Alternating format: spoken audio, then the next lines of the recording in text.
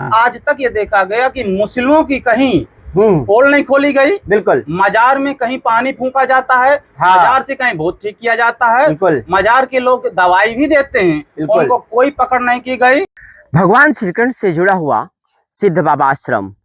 आज हम पहुंचे हैं सिद्ध बाबा आश्रम में, जो अब संत हनुमान दास के नाम से भी जाना जाता है। करीब 100 सीढ़ियां हैं और इन 100 सीढ़ियों के बाद जब ऊपर हम पहुंचते हैं तो लोग बताते हैं कि यहाँ जो पानी झरने से गिरता है उसका भी एक बहुत बड़ा महत्व है।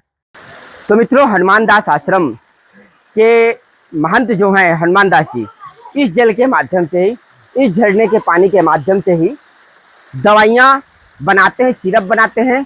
और ये जल उन औषधियों में एक बहुत बड़ा रहस्य है कि औषधियाँ लाभदायक सिद्ध होती हैं, चूंकि ये जड़ी बूटियों से युक्त जल है। तो देखिए, आज हमारे साथ संत हनुमान दास है। और आज संत हनुमान दास कैसे संत हैं जो लगातार सोशल मीडिया में, यूट्यूब पर जगह जगह कर वायरल हो रहे हैं। तो अच्छा, ये बताओ कि गुजरात से यहाँ आने का क्या कारण रहा? मैंने बहुत इलाज किया, वो डॉक्टर के पास, बड़ी बड़ी अस्पताल में वो इलाज किया। हमारे गुजरात वाले संत को बताया और मंदिरों में घूमा, पर उसका इलाज नहीं हो। मेरे को दिक्कत होती है शरीर में, वो ऊर्जा महसूस करता हूँ मैं। तो बिल्कुल से स्वस्थ लग रहा हूँ। अभी तो मैं स्वस्थ हूँ, पर कभी कभी मैं थोड़ी आराम करते हैं, ऊपरी बाधा अचानक आती है अंदर से। अच्छा। अंदर से आती है तो वाइब्रेशन होता है। वाइब्रेशन होता है शरीर में, पूरी बॉडी में, अंग अंग में। वो हाथ में जाता है, पैर में जाता है, पेट में जाता है, सर में, आंख में जाता है। वो वाइब्रेशन होता है ऐसे ऐसे। उसका इलाज मेरे को पूरी दुनिया में नहीं मिला, पूरा गुजरात, पूरी दुनिया में नहीं मिला, पूरा दुनिया में नहीं गया, पर वो मध्य प्रदेश, गुजरात, महाराष्ट्र मैं कहीं भी घूमा, पर कहीं भी इलाज नहीं मिला। वो चित्रकूट बाबा के पास आया, वो हनुमान दास महाराज से बात, उसने बोला कि तुमको ठीक कर दूंगा। अच्छा, बोला? हाँ, कल से मैं हूँ। हाँ। तो आज मेरा इलाज होगा। अच्छा। तो डॉक्टर्स को दिखाया पढ़े लिखे डॉक्टर को? हाँ, माइंड का भी मैं चेकअप किया, कोई हाँ, मानसिक दृष्टि हो कि एसीबी हो, सोनोग्राफी क्या घूमता है शरीर में, वो सोनोग्राफी कराई, कुछ भी नहीं आया। लेबोरेटरी कराई, सब किया, पर कोई मेडिकल रिपोर्ट नॉर्मल बताता है, तुमको कुछ भी नहीं है। तो कल जब आए थे तो कल कुछ किया था बाबा ने? कल तो देखा था, देखा, कुछ नहीं किया। तो आज तो देगा, दवाई देगा। वो भूत प्रेत भगाने की कोई जड़ी बूटी देगा। अच्छा। कोई ऊपरी बाधा जो भी है वो दूर करेगा। ओ, नाम क्या है? सतीश। सतीश, गुजरात से। ओके। क्या आज आप जी अपने जीवन के जी वो राज खोलेंगे जी जो कोई नहीं जानता? बचपन कैसा था, फिर आप कब तपस्या करना शुरू किए, फिर कैसे आपको इस राह में आना पड़ा, क्यों आए आप? हाँ, हमारी उम्र जब 8 साल की थी, तभी हम जो है यहाँ पर आश्रम पे, मोहरा पे स्कूल से होकर के घर आते थे। घर से यहाँ संतों के पास आकर के दूध उनको पिलाते थे। तो संत महात्माओं को दूध पिलाते पिलाते और वो साधनाएं करते थे, हमको ज्ञान भी देते थे, और फिर हमको राम मंत्र की दीक्षा भी दी गई।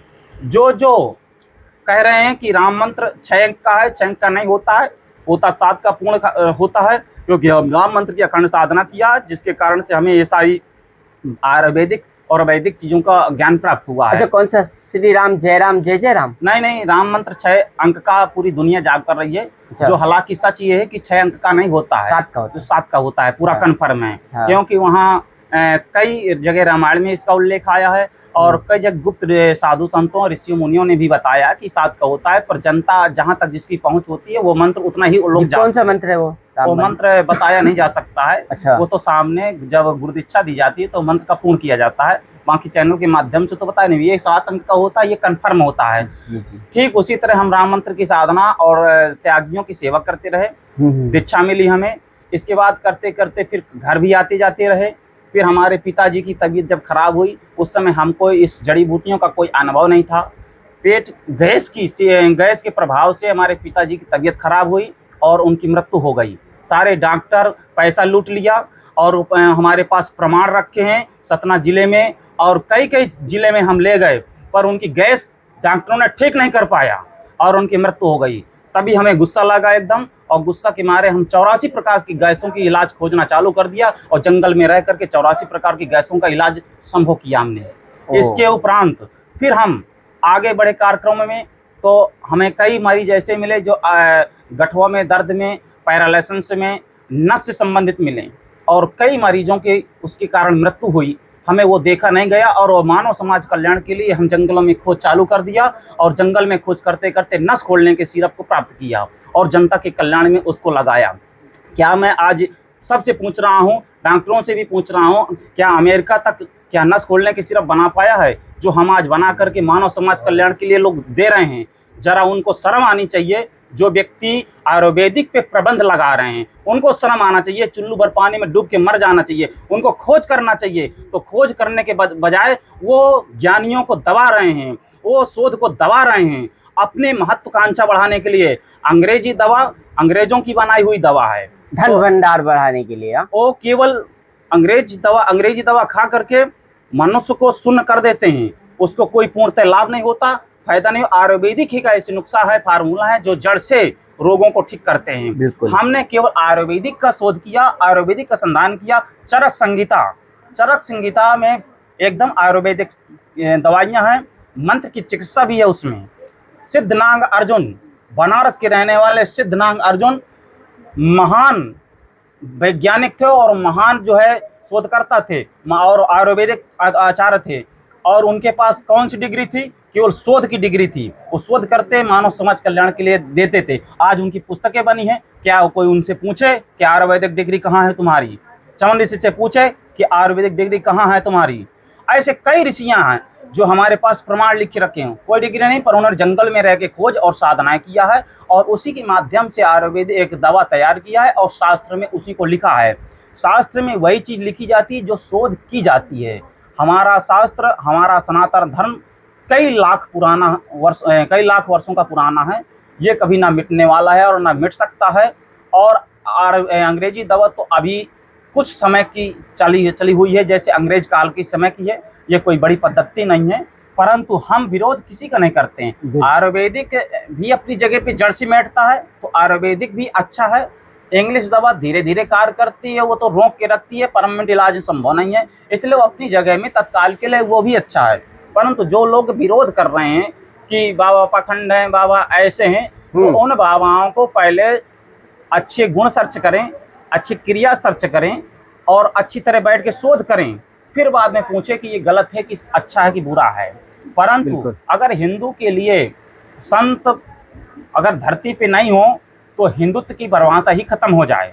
बांग्लादेश में वहाँ हिंदुओं के साथ अत्याचार हो रहा है, वहाँ कोई शंकराचार्य नहीं जा रहा है, वहाँ कोई महामंडलेश्वर नहीं जा रहा है, वहाँ कोई डॉक्टर नहीं जा रहे हैं बचाने के लिए, वहाँ कोई न्यूज नेशन नहीं चला जा रहा है। अरे वहाँ भी जी न्यूज नेशन चला जाए, वहाँ बांग्लादेश के लिए वहाँ हिंदू के साथ अत्याचार हो रहा है, वहाँ के लिए भी वो कुछ करें, बचाएं। वो जब अपने देश में हिंदुओं के प्रति कोई हिंदुओं के ऊपर कोई आफत आएगी, उस समय सारे चैनल चुप्पा बैठ जाएंगे और मुस्लिम राज करेंगे। इसलिए हिंदू राष्ट्र बनाने के लिए जरूरी है हिंदू राष्ट्र बनना, और हिंदू राष्ट्र तभी बनेगा जब संत मंत मंडलेश्वर नागा आगे उठेंगे और आगे कुछ करेंगे। और जो लोग चला रहे हैं ये तो सब पैसा ले लेकर अन्य कंट्रियों से और हिंदू को दबाने। तो यही है, एक अंतिम सवाल है कि जैसे कुछ लोग पाखंड दिखाते हैं, कभी कोई आपके पीछे पड़ जाएगा, कह देंगे बाबा पाखंडी है, ऐसे लोगों का एक अंतिम जवाब आपका क्या है? कोई दिव्य शक्ति, कोई सिद्धि, कोई प्रमाण? ऐसा है, ऐसे लोगों के लिए लठ के आगे भूत भागता है। और एक कहावत पुराने में बनी है देहात में कि लातन के देवता और बातन में नहीं मानते हैं। तो जो लतहा होता है वो बातन में नहीं मानते हैं। सरकार को मैं माननीय नरेंद्र मोदी जी से विनती करता हूं, अनुरोध करता हूं कि ऐसे चरणों को बंद कर दिया जाए जो हिंदू के खिलाफ करे। अगर खिलाफ करना है तो मुस्लिमों के खिलाफ लगाए वो, पर अगर हिंदू के खिलाफ लगाता है, मुस्लिम के खिलाफ क्या, जो उनका गलत काम है मुस्लिमों का, उसके खिलाफ। हाँ, जो गलत काम है। हमारा मतलब जैसे वो भी कर रहे हैं, पर उनका कहाँ कर रहे हैं? नहीं करते ना। देश में मुस्लिम बढ़ता जा रहा है, शरिया कानून लागू कर रहा है। अगर कल हमारे देश में हिंदू अधिक है, अभी जनता उनकी जब बढ़ेगी तो फिर उस समय क्या होगा? वो भी शरिया कानून लागू करेंगे, हिंदुओं के ऊपर अत्याचार करेंगे। हो सकता है उस समय हम अपनी सरकार रहे कि ना रहे, किसी की सरकार हो, कोई जरूरी नहीं है। तो एक बात क्यों महाराज जी, हाँ। बागेश्वर धाम सरकार की राह में जाते हुए दिख रहे हैं संत हनुमान दास जी। देखो वो बागेश्वर धाम बयान कुछ ऐसे ही लग रहे हैं। बागेश्वर धाम के संत भी अच्छे हैं, क्योंकि वो हिंदू के लिए मर रहे हैं और हिंदू के लिए कुछ कर रहे हैं। हमें तो इस बात की खुशी है कि कम से कम कोई भी शेर होना चाहिए जो हिंदुत्व के लिए कर रहे हैं। और हम भी उनके राय में कि हम मतलब नहीं, हम तो साधना और भजन से, पर हमारा जो मन और हमारी जो आत्मा बोल रही है हिंदू के प्रति आस्था होना चाहिए और हिंदू राष्ट्र होना चाहिए। बिल्कुल। तो देखिए ये थे हमारे साथ संत हनुमान दास जी, जिनका इतना तगड़ा इंटरव्यू तो अभी तक किसी ने नहीं किया रहा होगा। एक एक बात खोल दी है, पाखंड और पाखंडियों के खिलाफ भी बोल दिया है, उन मुल्ला मौलवियों के खिलाफ भी बोल दिया है, ईसाइयों और पादरियों के खिलाफ भी बोल दिया कि जिनका पाखंड असल में दिखाना चाहिए उनका तो कोई चैनल दिखा ही नहीं रहा है। ये कहना है संत हनुमान दास जी का कि दिखाओ, तुम मुल्ला मौलवियों का भी दिखाओ, तुम ईसाई पादरियों का भी दिखाओ और हिंदुओं का भी दिखा लो, फिर कोई बात नहीं।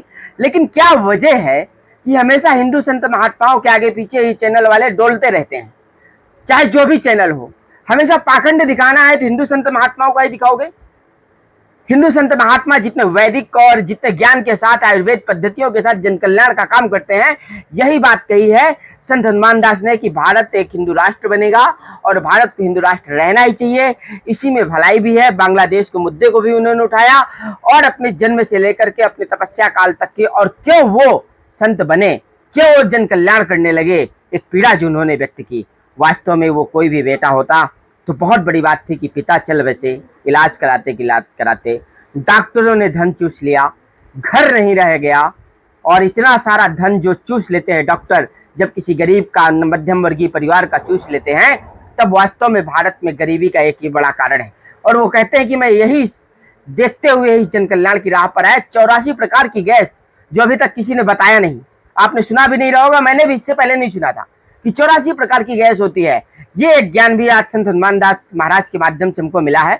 और कुल मिलाकर के अगर देखा जाए समानांतर रूप से, अंत में ये कहूँगा कि ये सेवा के माध्यम से और हनुमान बागेश्वर धाम जी कथाओं के माध्यम से एक ही राह पर चलते हुए नजर आ रहे हैं। तो ऐसे ही संत महात्माओं के धमाकेदार इंटरव्यू के लिए बने रहिएगा फुल स्टॉप में मेरे साथ। हमारे चैनल को सब्सक्राइब करिएगा और ज़्यादा से ज़्यादा लोगों तक, देश विदेश में हर जगह इस लिंक को जरूर शेयर करिएगा। वीडियो हर जगह जरूर पहुंचना चाहिए। तो बने रहेगा फुल स्टॉप में सदैव मेरे साथ।